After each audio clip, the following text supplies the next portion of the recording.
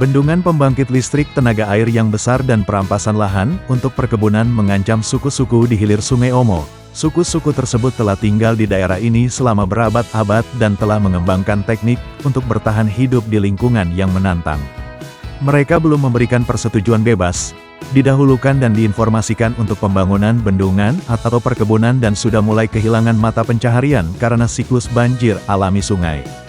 Sungai Omo hilir di barat daya Ethiopia adalah rumah bagi 8 suku berbeda yang populasinya sekitar 200.000 jiwa. Namun masa depan suku-suku ini berada dalam bahaya. Bendungan pembangkit listrik tenaga air yang sangat besar, yaitu GB3 kini telah dibangun di Sungai Omo untuk mendukung perkebunan komersial besar yang memaksa suku-suku tersebut meninggalkan tanah mereka. Salini Costruttori yaitu sebuah perusahaan Italia memulai pekerjaan konstruksi bendungan tersebut pada akhir tahun 2006. Dan kini telah selesai. Hal ini akan menghancurkan lingkungan yang rapuh dan mata pencaharian suku-suku tersebut yang terkait erat dengan sungai dan banjir tahunannya.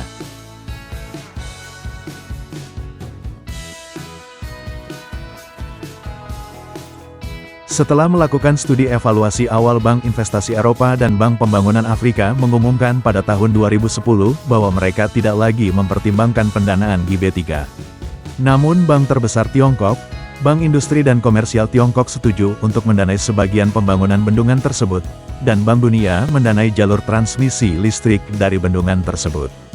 Ratusan kilometer saluran irigasi mengalihkan aliran air ke perkebunan, survival dan berbagai organisasi regional dan internasional, serta ahli hidrologi dan peneliti lainnya, percaya bahwa bendungan GB3 dan perkebunan akan menimbulkan konsekuensi bencana bagi suku-suku di Sungai Omo yang sudah tinggal dekat dengan pinggiran kehidupan di daerah kering dan kering ini, daerah yang menantang.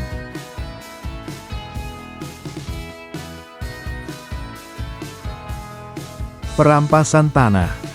Pada tahun 2011, pemerintah mulai menyewakan lahan subur yang luas di wilayah Omo Bawah kepada perusahaan-perusahaan Malaysia, Italia, India dan Korea untuk menanam biofuel dan tanaman komersial seperti kelapa sawit, jarak pagar, kapas dan jagung. Mereka mulai mengusir masyarakat Bodi, Kwegu dan Mursi dari tanah mereka ke wilayah pemukiman kembali untuk membuka jalan bagi proyek gula kuras yang dikelola negara yang mencakup lahan seluas 150.000 hektar, namun pada akhirnya bisa mencakup 245.000 hektar. Suku Suri yang tinggal di sebelah barat Sungai Omo juga dimukimkan kembali secara paksa untuk dijadikan perkebunan komersial besar. Gudang biji-bijian, sarang lebah dan lahan penggembalaan ternak masyarakat yang berharga telah hancur. Mereka yang menentang pencurian tanah mereka secara rutin dipukuli dan dijebloskan ke penjara.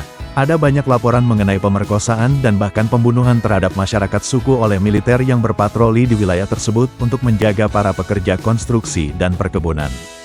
Suku Bodi, Mursi dan Suri telah diberitahu bahwa mereka harus menyerahkan ternak mereka yang merupakan bagian penting dari penghidupan mereka, dan hanya boleh memelihara beberapa ekor sapi di pemukiman sehingga mereka akan bergantung pada bantuan pemerintah untuk bertahan hidup. Pelayanan dan bantuan makanan di kamp pemukiman seringkali tidak ada, atau kualitasnya buruk.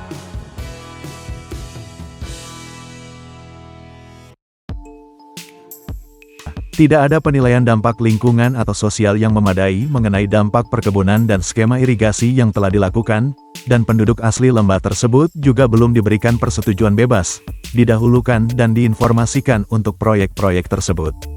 Donor seperti Inggris dan Amerika, dua penyedia bantuan terbesar ke Ethiopia, telah melakukan beberapa kunjungan ke wilayah tersebut untuk menyelidiki pelanggaran hak asasi manusia, namun menolak untuk mempublikasikan temuan mereka seperti laporan dari kunjungan donor terakhir pada bulan Agustus tahun 2014. Meskipun Inggris mengumumkan pada awal tahun 2015 bahwa mereka tidak lagi mendanai program mempromosikan layanan dasar yang menurut banyak orang terkait dengan pemukiman kembali secara paksa, Inggris telah meningkatkan pendanaan di bidang lain. Terdapat pertanyaan mengenai mekanisme apa yang diterapkan untuk memastikan bahwa dana tersebut tidak memfasilitasi penyalahgunaan. Lembah Omo Bawah adalah kawasan yang sangat indah dengan beragam ekosistem termasuk padang rumput, singkapan gunung berapi dan salah satu dari sedikit hutan sungai asli yang tersisa di Afrika semi kering yang mendukung beragam satwa liar.